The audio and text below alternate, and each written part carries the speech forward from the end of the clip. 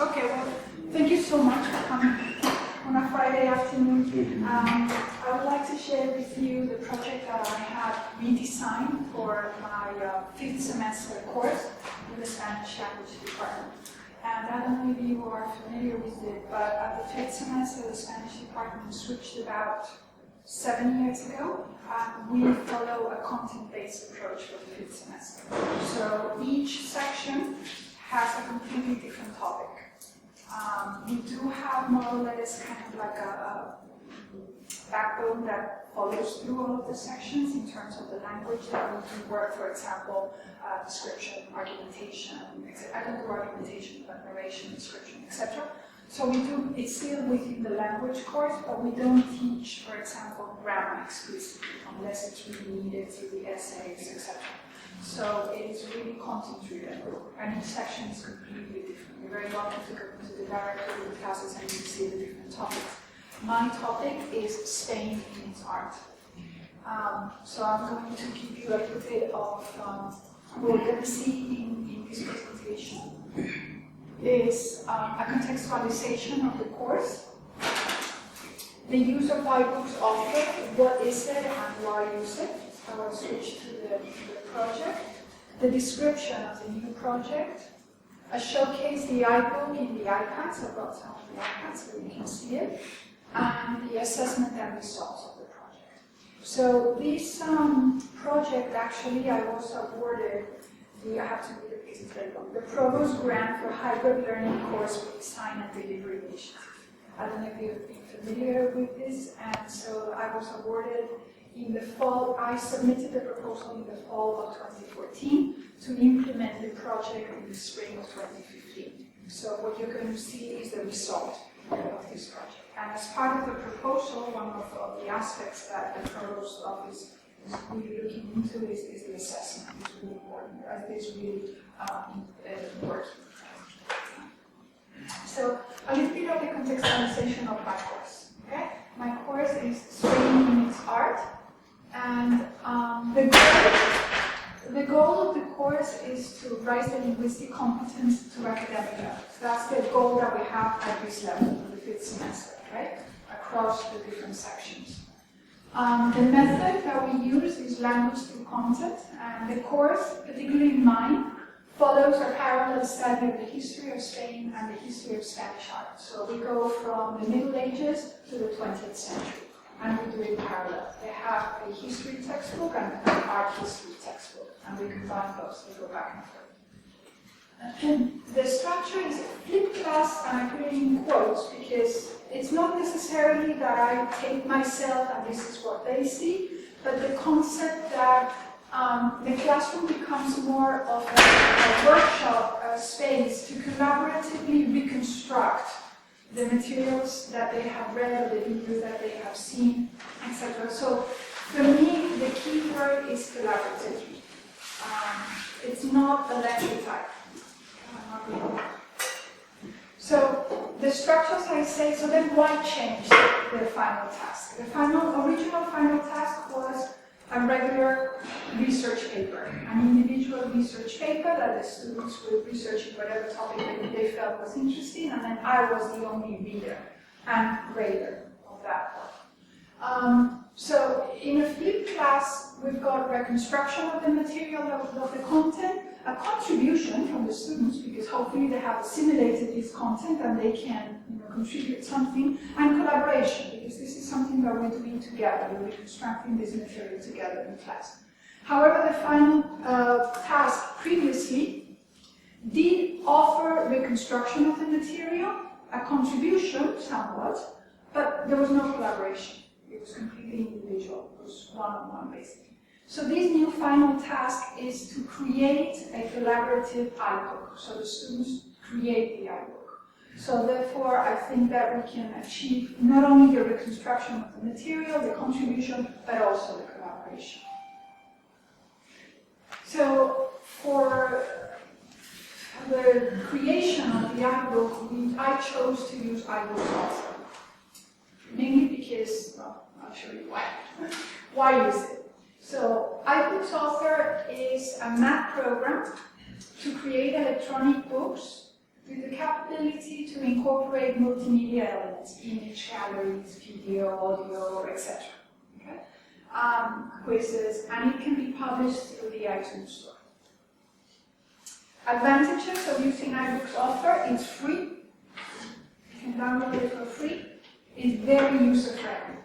I did it the semester previous to applying for the proposal. I did it myself with the research papers from the previous semester to confirm that I could really do it. My students would really be able to do it. And it has a wonderful and publishable final product. However, there is a disadvantage, and it's that it's not transferable outside the Apple bubble.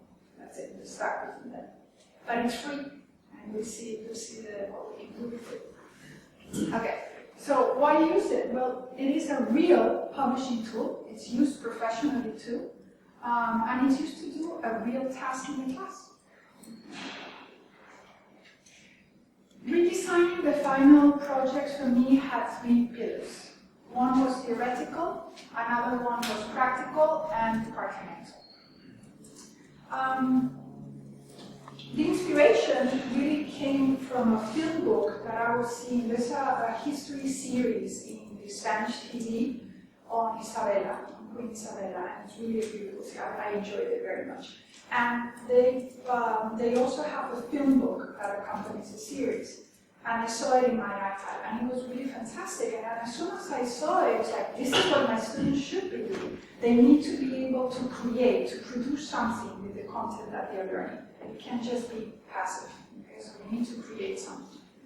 And at the same time, I was also reading a lot about the theories of engagement and collaboration in the classroom. And of course, one crucial part that we all are very familiar with it, which are Bloom's taxonomy, but actually more than the original Bloom's taxonomy, the revised version from Crathall and Anderson in 2001. Because if you see at the pinnacle, what they emphasize is creation. And for me, that was really fundamental. Also, in their revision, what they did is in the knowledge dimensions, they added the metacognitive, and this was also going to be very important for their students to realize it, to be part of their own learning process. So, in reality, my goal with the course was to try, at least, to guide my students toward that 6th dimension of the cognitive process, which is to create. And Anderson and Crathall define to create as putting the elements together to form a coherent or functional whole, reorganizing elements into a new pattern or structure through generating, planning, or producing. And of course, we can never forget the importance of scaffolding.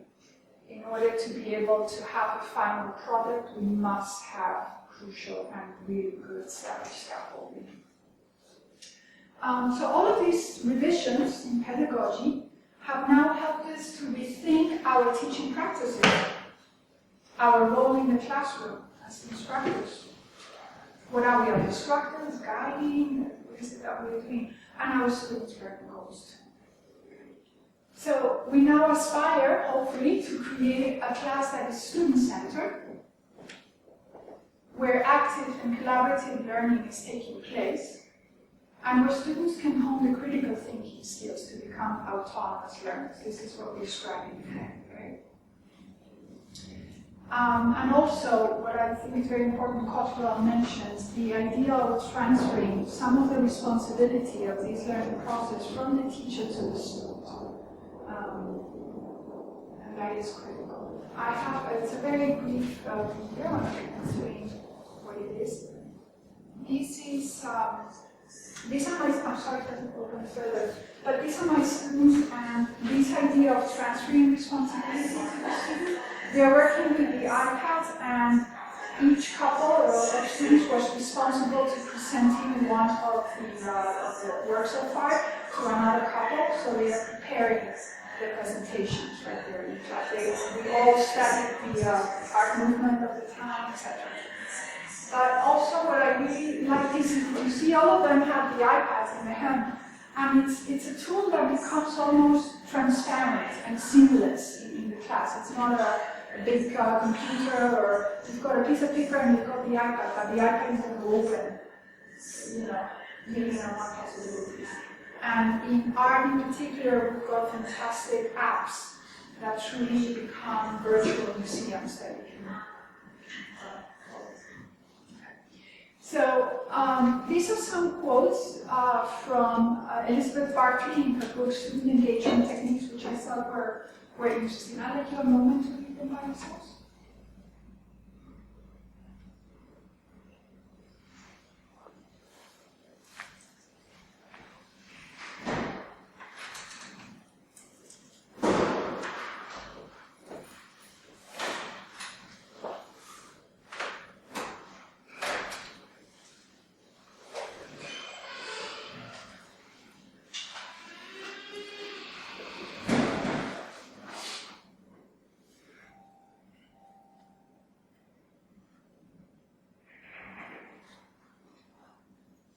So we need to try to motivate and engage students, right? To become active learners. So in this new reality, therefore, is going to require that we use new tools, like new technologies, although new, I think, is like iBook, for example. Okay, just an example. So why create a digital book? The practical pillar, right? What is it that I want to achieve with this? My goals with this new project were, one, to promote learner autonomy. I can achieve that. And to deepen the comprehension view of the content of the course. To continue to improve linguistic skills. This is still within the language program. It's only a 5th semester, so still that is an important aspect of it. But they become much more responsible when they know that it's for a public. To foment the engagement and collaboration, they're going to be creating a chapter, so they have to work together to create that chapter. And to raise the motivation of participation, because they are going to have a final tangible product created by them. And the final one, to cultivate students' digital literacy. We can't forget that we are in the midst of transitioning, or actually in the midst of digital humanities, and I think that the next generation of researchers must be completely educated in digital literacy. This is one contribution.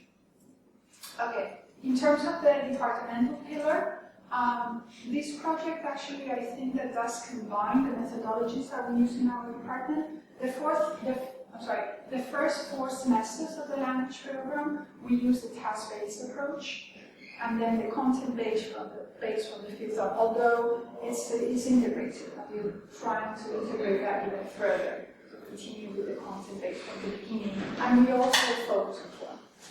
Okay. So, it is creating a digital book is a real final task, based on the acquisition of knowledge and content written at an academic level in the target language. So hopefully it does combine the 3 methodologies used.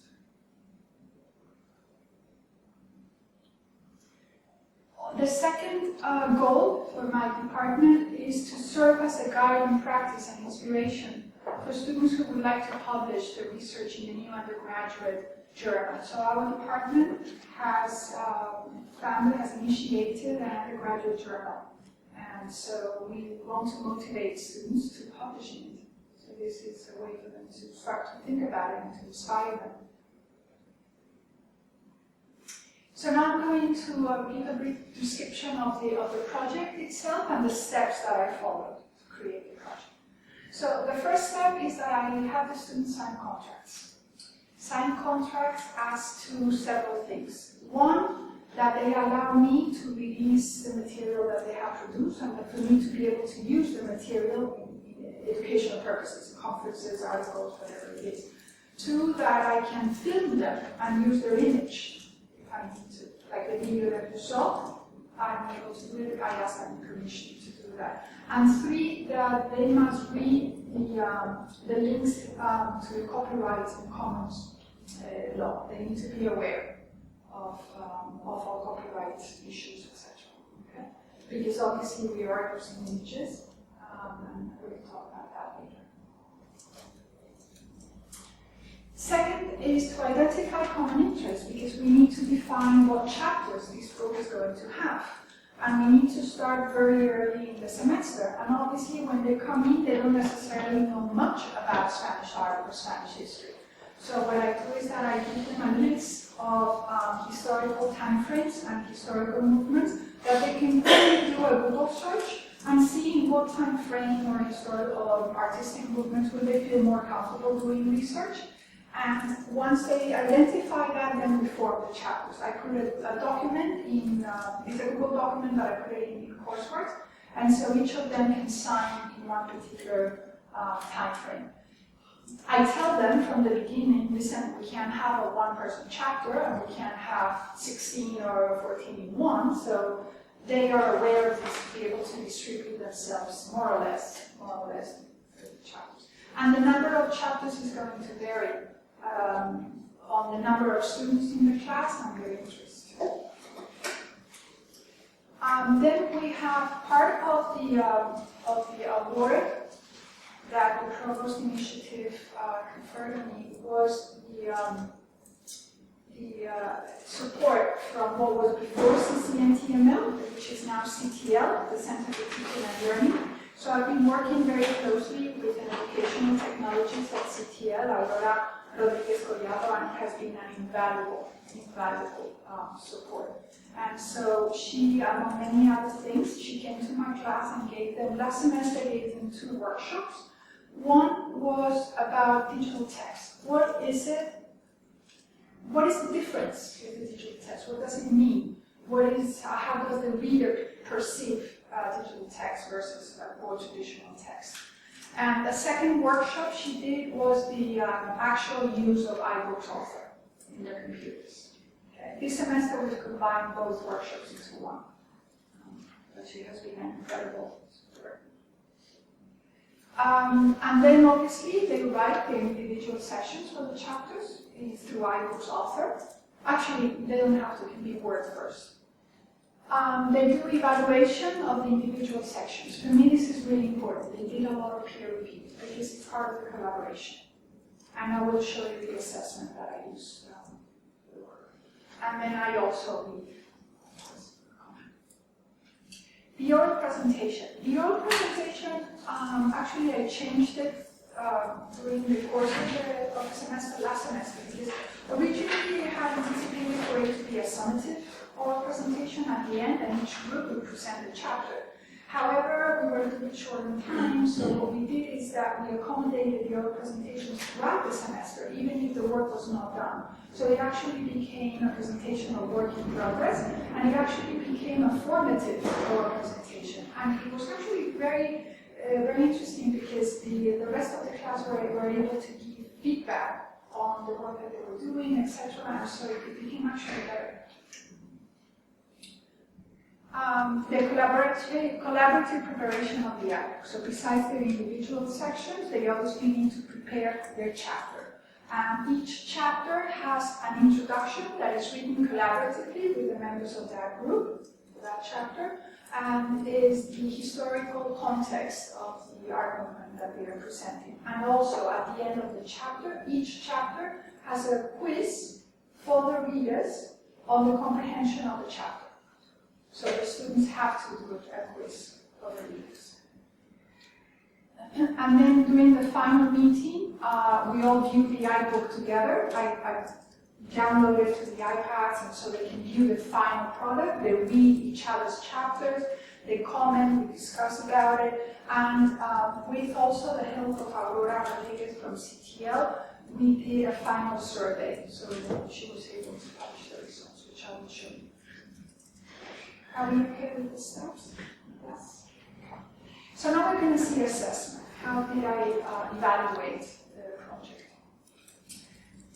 So we mentioned that this is a new pedagogical reality, right? So how do we evaluate not only this pedagogical reality, but in this new pedagogical reality? Okay. So in a traditional assessment, and I normally used to do this, normally traditional assessment is not perceived as a learning opportunity. is not used towards specific pedagogical functions, such as personal development, overcoming difficulties, participation, etc. It's not used to offer information about their learning process. It's mainly to certify research. This is a very traditional, okay? Hopefully we'll walk through that, but I think that we still have more to do. The study of rubrics actually has proven, it's been very, very useful, that the use of rubrics in higher education conclude that they can be a valuable instrument to foster learning, at least in combination with different metacognitive activities such as self-regulation, peer reviews, or self-assessment. And they also show that the students really internalize the criteria to use it for their own self-assessment. And for me, that was one of the most interesting things to do here with you, because I truly saw that when they were able to evaluate the peers' work both in language, content, and collaboration, they were at the same time self-evaluating their own work. And I think that was very important. Okay. So, according to Valverde and Ciudad, rubrics, they do believe that increases the transparency in the evaluation process, especially obviously if you present the rubrics at the beginning of the semester, not if you give it at the end. So the students have to be aware from the very beginning how on what they're going to be evaluated. And I must say that even the experience that I've had is that truly, even if you don't use the rubrics with the students, I would really encourage you to prepare one, even if it's for yourself. Because it truly helps you rethink, what is it that I am looking for with the work for the students? And really, it's a great exercise for yourself, even if you don't use it for the students, although I encourage you to do it. It reduces anxiety, because it's there, it's plain and clear. It helps the feedback process, improves students' efficiency, and it fosters students' self-discipline in learning also. So the assessment that I used for the iBook, it was dual, it was both peer and group review. So they wrote comments directly on the Word document, and also using the rubric that I had, and mine was the same. So we're going to see some samples of the peer reviews. First is going to be the rubrics that they used. I provided to them, but this is what they used to evaluate others' work. So the criteria for the rubric was based on content, language, and collaboration. The levels, that is how they're going to grade it, in content and language was very simple. Very good, good, or suggestions. And this is the suggestion that really interests me. In the collaboration, they did have points. So if it was perfect, 4 points, good, not so good, or bad. And obviously they also had room for comments. The descriptors were based on content, language, and collaboration.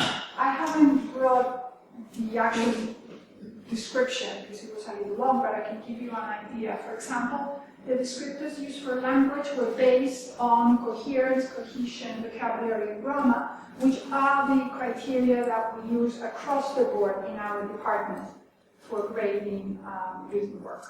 So that's common, and they're very familiar with it. If they continued in the department from the beginning, they're very familiar with this rubric. In terms of the content, about the topic, the research, the understanding and assimilation of the material, and this proved to be also very important, and I'll show you why. Originality. Originality really in quotes, right? We don't expect them to really bring something completely new to the table, but at least if they're able to make original connections, comparisons. One of the things that I really encourage them with the digital textbook is try to think outside the box, right? Not focus so much on everything that has been done, but try to make original connections, you know, sound, obviously. And then the collaboration, the disposition, is, you know, his attitude or her attitude in working with others, etc. The preparation, participation, feedback, and time management. Okay? So I'm going to give you some samples of the comments that the students made in these rubrics. I'm going to give you samples for language, content, and collaboration. Some comments for language were I've translated, okay? And also, there are some mistakes. Obviously, this is a 5th semester Spanish, so it's not absolutely perfect, okay? But the translation. The format is a bit too dispersed, and there are too many short paragraphs that you need to combine. So this is something that we have been talking about, cohesion, etc. So they paid attention to that. It's good, but some of your descriptive words are not very precise, like part or others, and there is some repetition of vocabulary. Okay, so we're paying attention to cohesion, to vocabulary. We were talking a lot of using, we did a whole class on being very precise with the vocabulary, saying more with less, and they paid attention. In content, the quotes are very well selected, but there should be more explanations about the main ideas in your words. And this is actually, I remember this in particular. Yeah, it was a great section, but the student used a lot of quotes, so there was really not a lot of assimilation of the material. So I just didn't pick up on it. Without even saying. You focus mainly on the influences of the movement, but I would like to see more interpretation and description of the works of art. So they went into details. It wasn't just, oh yeah, it's good, very nice. You know, they really paid attention to what the peers were saying, because in a way also, they are all responsible for this chapter. So they also want their peers to do a good work, because it's going to reflect on them. And in collaboration, X also helped me a lot with the project, especially with iBooks. I had some problems and he helped me. He was also made useful comments in my first draft. Your attitude was very good and you collaborated with me in each part of the project. Your comments were constructive, you offered valid suggestions. You also used my comments in your subsequent drafts. You used time efficiently and created a fantastic section for an amazing chapter. Okay, so now this is my evaluation, okay, by the instructor. Yeah? Daddy. Okay. So my criteria, although it was the same language, content, and collaboration as the students, I did divide it into the individual work, which was 50%, and the collaborative work, which was 10%. And then the levels were excellent, very good, good, and needs improvement. Of course, I also made explicit comments and corrections in the paper. And then the descriptors, content, language were the same as for the students. The collaboration was a little bit different from mine. And this is the descriptors for collaboration. So it was the thematic cohesion of the chapter. Did it make sense together? And that was a good grade. So that's why they also emphasize the peer reviews, and because at the end they're going to have a grade for all of them. Okay? In that section, as thematic. Okay? The collaborative text also as a good grade, because remember that not only each chapter you will see in the iPads is not only the individual sections and research, but then they have the introduction, which is a contextualization of the historical moment, and at the end they have a quiz about the chapter, not only their section. So they need to work on that together. The use of digital resources, that was an individual grade, because each section, and it has been specified in the instructions, I would expect each section to have a minimum of digital resources. And you will see them in the iPad, but like galleries of images, video, audio, etc. Okay, those are the minimum. And one thing that I am adding actually this semester, which I didn't do last semester, and therefore it's not reflected in the project, is that I am going to ask them for each of them, they must hyperlink. I want to create a glossary at the end, and I didn't do that. So this is the next thing that I want to do, because I also want to encourage them, you know, the vocabulary and also the artistic terms, etc. So that's going to be another element that I'm going to want to do. Okay. and then the group work. And this group work is a combination of my assessments, how it is that I've seen them working together, and the peer reviews, because they also evaluate it, so I do take that into consideration. And then at the end of the semester, Aurora Rodriguez Collado, we conducted a survey of the results of the project. So, it's a little blurry. I apologize, but I'm going to give you a brief.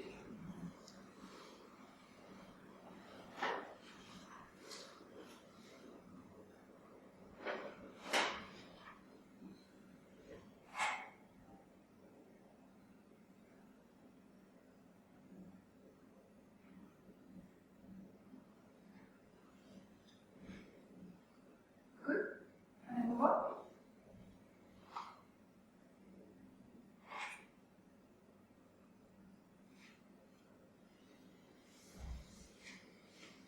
So the new roles in that, as working in the group, they are not only going to be the authors writing, but they are also going to be the readers of the peers' work. And in a way, they're going to be teachers, because they are going to contribute all of these materials to people that have not researched about that topic, right? So it's being conscious of these new roles that they have to take on. This one was great. I thought it was fantastic. So did participating in the digital book help you assimilate the content of the subject?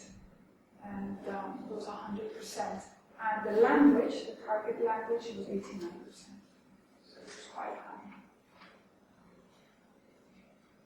You increase the awareness of the importance of group work and collaboration, 100%.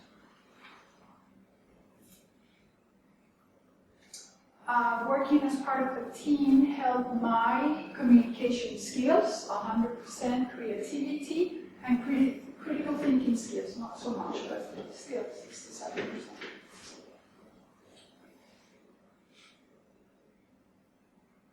Commitment to produce a higher work, of course, it's going to be a responsibility.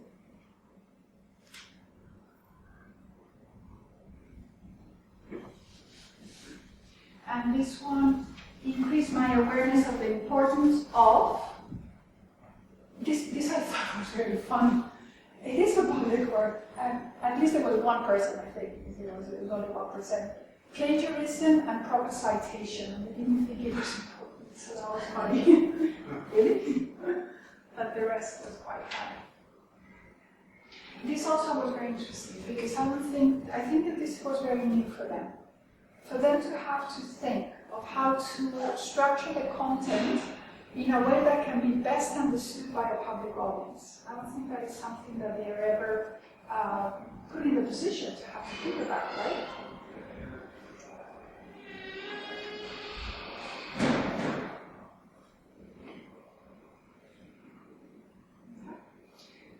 The whole survey, I think I have one more. Okay, so now we're going to, the CTL is about to publish an article about the project that is upcoming next week. And there's a link to the results, so you can see them. So now we're going to see the book.